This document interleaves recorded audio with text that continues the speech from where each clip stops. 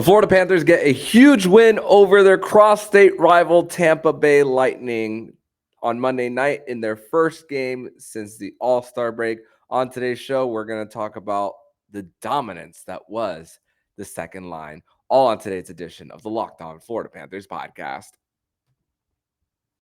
You're Locked On Panthers, your daily podcast on the Florida Panthers. Part of the Locked On Podcast Network, your team every day.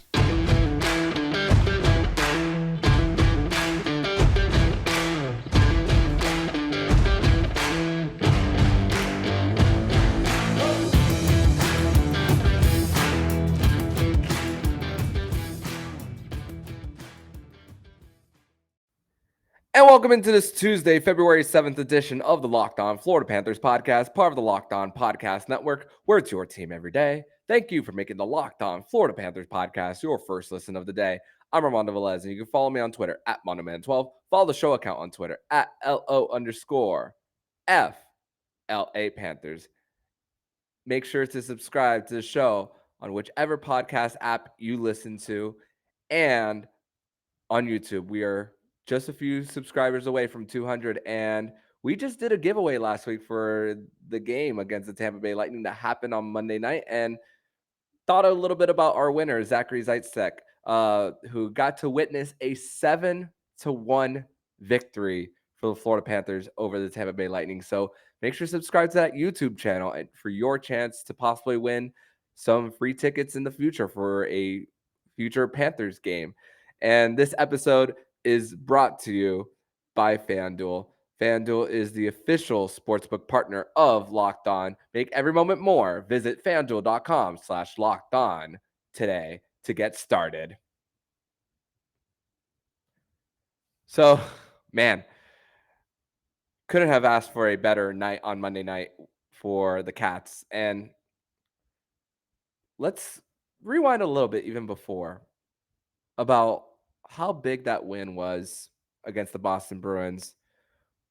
Think about the negative momentum that it could have had you given up that goal against David Pastrnak and then getting 0 points in regulation and then having a whole week to think about it.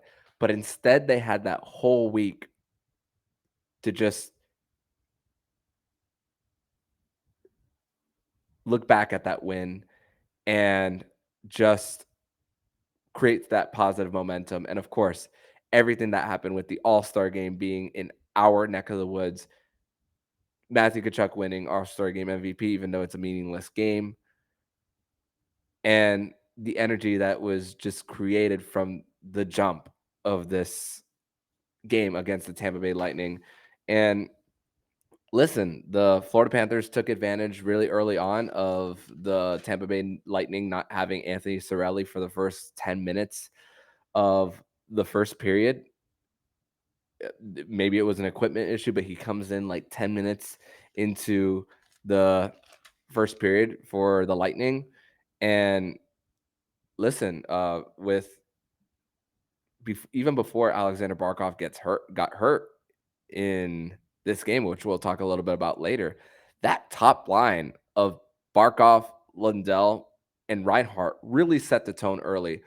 The Panthers just consistently on the forecheck in the Bolt zone, intercepting passes in their zone as well as the neutral zone, just creating a hard time for the Bolts. And what were the keys to the game that we spoke about on the second episode of on Monday?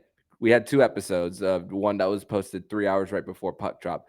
I spoke about how it was very important for the Panthers to live in the dirty areas, live in the slot. And it manifested itself on Monday night. And you think about the first goal of the game, just creating something out of nothing for the Panthers, just a mishandling of the puck by Erik Cernak. Well, Erik Cernak had the second worst scorecard for the Tampa Bay Lightning, according to StatMuse. So excuse me, hockey stats card, excuse me, wrong one. But second worst of of all the Tampa Bay Lightning players. Ian Cole was was the worst of them, and losing the puck and Kachuk, the way he was able to get it to Verhaeghe to sauce it over and creating that shooting lane where Carter Verhaeghe's only option was to one time it past Vasilevskiy and setting that tone early. And even after that, the top line of Barkov, Lundell, and Reinhart, even after that, even though they weren't getting on the scoreboard, were just consistently allowing the Panthers to get some offensive zone time. And the Lightning, they lost Nemestikov as well in this game, and also with the Panthers, they played a really, for the most part, a clean hockey game in this one.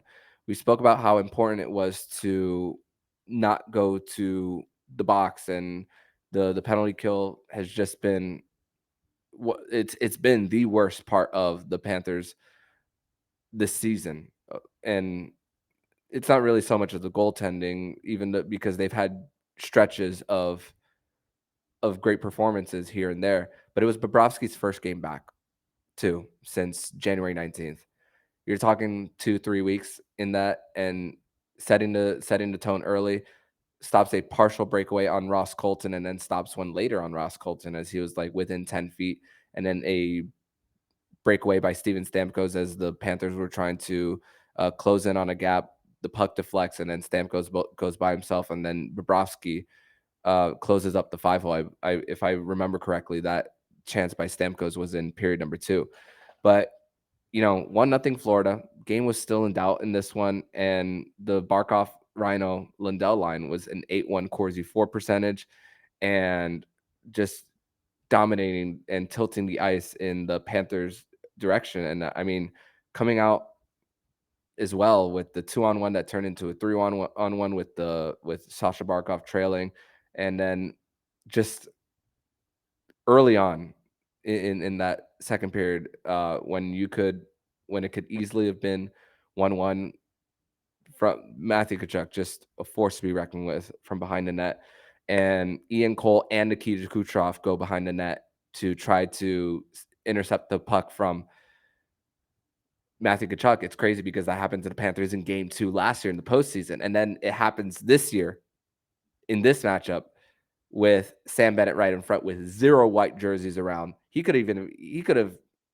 had a beer, handled the puck a little bit, and still beaten Vasilevskiy on that. That's how far away there were from any white jerseys around Sam Bennett. Nobody was around him. The goal by Kucherov, you know, from the point, Bob was screened a little bit, and then by the time he wasn't screened, excuse me, the puck was within like 3 to 5 feet in front of him and couldn't react on time. So even the one goal that Sergei Bobrovsky gave up, you're not going to put it on him. And then with the Panthers, just what was really crucial for this Panthers team, was their ability to kill the penalty when Lundell high sticked. I forget who it was that he high stick. I'm gonna look that up real quick. When Lundell high sticked Killorn just after the Panthers score, just a few minutes, he goes to the penalty box. Barkov takes a shot to the hand, which Paul Maurice confirmed that Sasha Barkov is going to be okay. Likely not going to practice tomorrow, but you think about that sequence: no Barkov on the ice, and Lundell's in the penalty box, and the Panthers are able to kill off that penalty. Gus Forsling with a defensive clinic in this one, consistently putting his body in front in all situations. Ekblad and Forsling, 19 shots of them, only 10 of them made it to the net. So the Panthers were, especially Gus Forsling, consistently putting his body in front and consistently not allowing Sergei Bobrovsky to get a clear look at the puck as well. And let's the second one, the batting of the puck by Matthew Tkachuk. He must know that spring training is around the corner. The fact that he got two bats at the puck with getting it in to make it 3-1 at the time, and Bobrovsky just consistently in position and had so much time to create saves as well.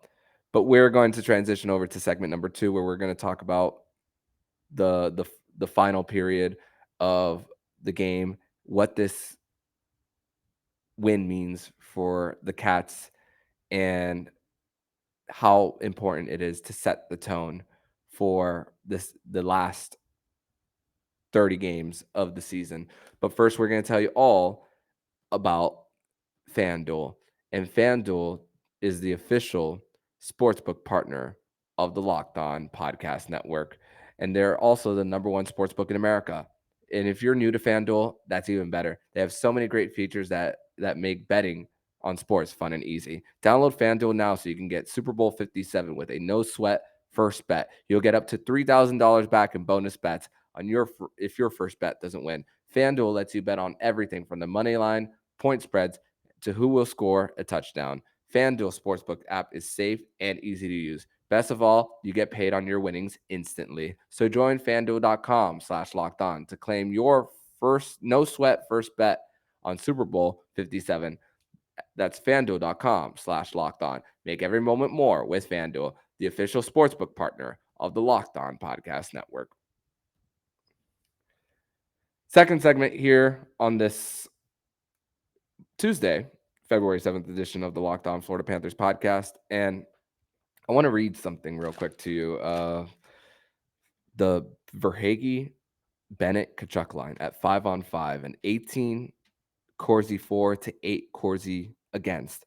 Good for 3 goals for and 0 goals against. And the shots for, 14 shots for, 4 against. And the best part of it all is that these guys, none of them had over 16 minutes more of time on ice on Monday night. The amount of production that's been had, and also the amount of spreading out too. I mean, even with Sasha Barkov out on the final power play that the Panthers had, you didn't see everyone from the top power play unit on the ice, and you saw Carter Verhaeghe getting an opportunity on the top unit. And I remember when Carter Verhaeghe just 2 years ago against Dallas had a hat trick that one was shorthanded, even strength, and on the power play again. That was crazy how it was that long ago. And Steve Goldstein talked about how this guy is becoming a superstar before our very eyes. I think he's basically there. And the fact that maybe we could have had a little bit of doubts when Paul Maurice split Sasha Barkov and Carter Verhaeghe because of how well they worked together. That was a risk that Paul Maurice took, which congratulations, Paul Maurice, on win number 800 in his NHL career. I'm sure there's going to be a lot of lazy takes out there saying, oh, but he has the most losses in NHL history. That's because he's coached that long, once again. But, congratulations to the coach on 800 wins in his career. But just the fact that he was able to split the lines, and of course Tkachuk. Another thing about Tkachuk is that it took him 60 games to get 70 points. And last season, 60 games to get 70 points last season. This season, he did it in 10 less games. Just incredible. This guy is and Bill Zito traded for this guy in his prime, too, as he was just entering it. The best years of Matthew Tkachuk are starting right now. Last year was the coming out party for him, getting 104 points, 42 goals, and 62 assists. It's manifesting itself even better. And him being happy here in South Florida off the ice as well, that only adds to the great things he's done on the ice, which net front presence, consistently creating opportunities from behind the net. We spoke about it on the Sam Bennett goal as well, and also Verhaeghe, going back to Verhaeghe, the the fourth goal for the Panthers created off winning a board battle, getting it back to the point, and then Montour slap shotting it, deflecting off Eetu Luostarinen, and Eetu Luostarinen has already surpassed his career high in goals and is just continuing to build on it. Montour just adding on to his franchise record 11 game point streak now, which is a record by Panthers defenseman continuing on for 10 game point streak now for Money Montour. Just how he's been able to just continue to thrive under Paul Maurice's system. And this whole young players and Paul Maurice and not developing well, I call cap on that, because he's been some individual performances for the Cats. We've seen players come out better than what they were even before. I mean, Matthew Tkachuk, we see it in the point production of Matthew Tkachuk, Carter Verhaeghe with his goals, Brandon Montour, Eetu Luostarinen, just to name a few. And all of those guys had production tonight as well. And I kind of joked around with Adam Danker of Locked On Lightning about Vasilevskiy's performance in the All-Star game, having a save percentage under 600 and then it carrying it over. Not a great stretch for Andrei Vasilevskiy at FLA Live Arena in the last 48 to 72 hours. Damn it, he could have cost them the Atlantic Division, the All-Star game. But hey, I'm not complaining. And it's funny because Eric Chernak took down Sasha Barkov when on the interference call just shortly after the Panthers scored on the power play. And also that was the guy that Andrei Vasilevskiy was trying to get the puck to when he was trying to dish it off the end boards to Chernak, and then Eric Stahl intercepts it and gets it into an open net. And when it rains, it pours for the Tampa Bay Lightning there. And again, Tkachuk, when Braden Point was trying to bat it out with his glove out of the zone, Tkachuk said no. And the patience that Tkachuk had with multiple players drawing to him, this guy is such a force. And then getting it once again to Verhaeghe, who had an open shooting lane on Vasilevskiy. And Alex Baumgartner brought up a good point with Vasi staying in, is the fact that they have a back-to-back on Tuesday against San Jose, and that's likely going to be a Brian Elliott start for the Lightning. And just the frustration as well that the Panthers were able to have to give the Tampa Bay Lightning with Stamkos and Montour behind the net colliding with each other. And yeah, it resulted in a 10-minute misconduct for Brandon Montour and Anthony Cirelli. But, you know that you're not going to back down against this team. And then Paul Maurice at the end, putting the right personnel on the ice. We saw an Eric Stahl. We saw an Ryan Lomberg as well. We saw Giovanni Smith towards the end of the game for a reason of if the Tampa Bay Lightning are gonna try to start something with getting in front of the crease or an extra bump as well, that those players weren't going to take any crap from anyone too. And that's another thing of game management that a veteran coach like Paul Maurice brings to the table. These are the little things that doesn't get talked about too much. They brought it up on the broadcast, which I wanted to reiterate here on the show too.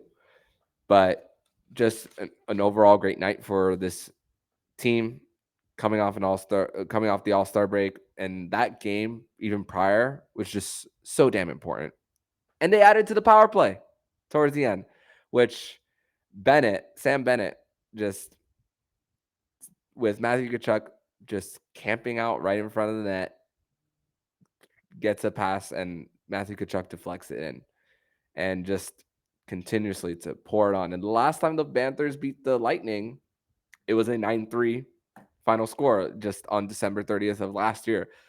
Yeah, the details of the game was that half the Tampa Bay roster was out due to COVID, but honestly, like I said then, and I'm going to say it now, you don't apologize for wins.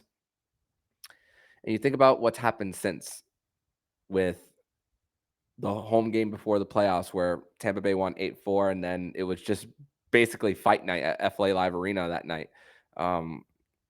Sam Bennett getting involved with Mikhail Sergachev there as well, and Eric Chernak as well. And then the playoff series where you were very close in games 2 and 4, but you couldn't put any pressure on Vasilevskiy. You couldn't get into the slot at all, or rarely at least. And then how close the first matchup was this year if it weren't for a penalty for Matthew Tkachuk, which ended up in a Braden Point goal, and then the last one, like we spoke about earlier today, just nothing to show for. But the Panthers, they snap a 7-game losing streak to Tampa Bay, and Bob comes out big. First game since January 19th. The second line, dominant, and you didn't see the likes of a Braden Point, even though he was tied for most shots on goal.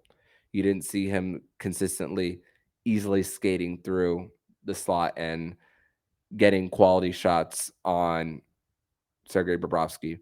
And even Kucherov, who's such a dangerous sniper from that right circle and can create opportunities with a backhand pass to someone cutting into the slot.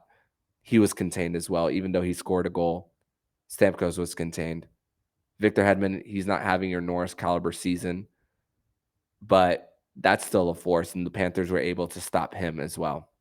Just overall, containing these guys it's not an easy task for the Panthers.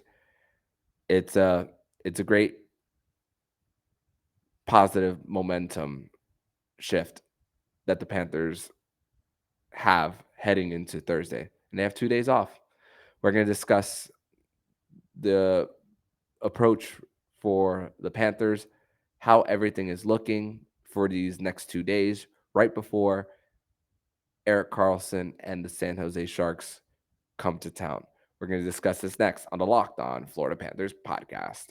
But first, we're going to tell you all about Athletic Greens. And our next partner is a product that I literally use every day. And I started taking AG1 because sometimes I need a little break from the coffee. So I started taking my Athletic Greens. So what is this stuff? With one delicious scoop of AG1, you're absorbing 75 high-quality vitamins, minerals, whole food source superfoods, probiotics, and adaptogens to help you start your day right. This special blend of ingredients support your gut health, nervous system, immune system, energy, recovery, focus, and aging. All the things. Right now, it's time to reclaim your health and arm your immune system with convenient daily nutrition. It's just one scoop in a cup of water every day. That's it. No need for a million different pills and supplements to look out for your health. To make it easy, Athletic Greens is going to give you a free 1-year supply of immune-supporting vitamin D and 5 free travel packs with your first purchase. All you have to do is visit athleticgreens.com/NHL Network. Again, that's athleticgreens.com/NHL Network to take ownership over your health and pick up the ultimate daily nutritional insurance.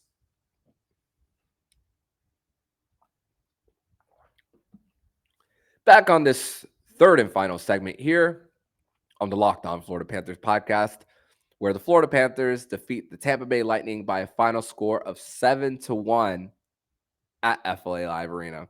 And boy, does that sound great to say.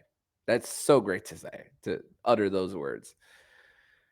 Because it's been a tough season.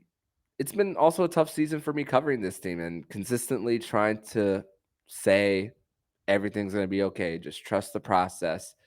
And there's still a long way to go. The Panthers didn't get any help tonight neither with the New York Islanders defeating the Philadelphia Flyers by a final score of 2-1 in regulation in Bo Horvat's first game in New York. But we've seen that the Panthers are at times can be capable of just dominating the other team. And sure, it's the first game after the All-Star break. Sure, the legs might not be going for one of the teams, even though it's not an excuse. But you don't apologize. And the fact that players like Tkachuk and Barkov didn't even have to do any traveling for All-Star break is a bonus. It is a bonus. It is a little bit of an advantage this time around. But hey, those are the cards you're dealt with the season. We spoke about the 700 points percentage that the Panthers will need the rest of the way to give themselves the best chance. And you start off with a bang, with a dominant win, and zero signs of an all-star hangover. And along with 2 days off too. We spoke a lot about the Panthers' lack of practice time when they were on the road. But this week, thankfully, yours truly has access to the practice schedule. They're going to have a lot of time to get healthy, but also have a lot of time to fix certain things when they take the ice. The Panthers will have a practice tomorrow at 12 p.m. at FLA Live Arena, and then they'll have a practice on Wednesday at 11 a.m. at FLA Live Arena. So they're not taking days off. They shouldn't either. And when you're in the thick of a playoff race, they've had a few little bit of rest here and there with off days on the road, but this is a big stretch in your home schedule. A rebuilding San Jose Sharks team is coming to town, which is a team you should beat. And we'll have a little bit of time to preview Sharks Panthers. We're not going to dig in too much of that, but think about how if you pick up a win Thursday night, how you're guaranteeing an over 500 homestand. Look at this. Continue to think about certain parts of the season as part of sections. What was their winning percentage when they had this stretch? And right now, the stretch that we're thinking about is the homestand. 5 straight games. They just completed game number 3. Even though the Panthers really did have a chance to win against the Kings, where Phoenix Copley looked like Dominic Hasek. But you have that chance to officially get that over 500 mark. And if you get that on Thursday, then you just have one game to take care of the rest of the way before the 4-game road trip next week. And that's really the focus for this team. And the Panthers are at their healthiest right now. Again, Paul Maurice said that Barkov should be able to play on Thursday. And one step closer to Anthony Duclair coming back. So it is so much positive signs after a night like tonight, Monday night. And it's just something that the Panthers could continue to build off of. And they have one more matchup against Tampa Bay. Sure, they're not going to catch them in the standings, but still, you never know if this is going to be a second round matchup if they go that far. Their next matchup will be on February 28th, Tuesday night at MLA Arena. And like I said, if they win the next one in regulation, they will win the season series point-wise. So that would be even sweeter if they would get a regulation win on the road. But Panthers are celebrating this one tonight and 2 days off. So much deserved rest after, especially Tkachuk and Barkov, they didn't really have any rest, because they even spoke about it in the post All-Star press conference that they're not really resting because they're hosting people and going all around the city as well. So a lot of housekeeping stuff for them to take care of. So now they get a little bit of that relaxation. And of course, they're going to hit the rink like we talked about. They're going to have those 2 practice days. But this is the time to just lock in for this team. And it's go time. We talk about no room for error. This was game number 1 of that no room for error in this 30-game stretch. You accomplished this one. Now it's time for the next one. So, great win for the Panthers over the Tampa Bay Lightning. We're feeling good today, and we'll be feeling good for the next day. Tomorrow's episode, it's a Wine-Ins Wednesday edition of the show, so make sure to tune into that one. And we might be having a special guest on the Locked On Florida Panthers podcast for Thursday's edition of the show. No official confirmation on whether they'll be joining the show yet, but it's in the works. So make sure to subscribe so that you will be notified when that happens. So make sure that, and it'll hopefully be their Locked On Florida Panthers debut. So make sure to subscribe, and make sure to also subscribe to the other shows on the Locked On NHL network, including Locked On NHL, Locked On Fantasy Hockey with Flip Livingstone and Stu Roden, and Locked On NHL Prospects with Heidi Halakash. Thank you for making the Locked On Florida Panthers podcast your first listen of the day. And for your second listen of the day, make sure to listen to today's episode of Locked On Sports Today. Peter Bukowski gives you a 30-minute or less podcast on the entirety of the sports scene with exclusive interviews and the take of the day. Follow Locked On Sports Today on the Odyssey app, YouTube, or wherever you get your podcast. So I'm Armando Velez, signing off. And you've been listening to Locked On Florida Panthers podcast, part of the Locked On Podcast Network, where it's your team every day.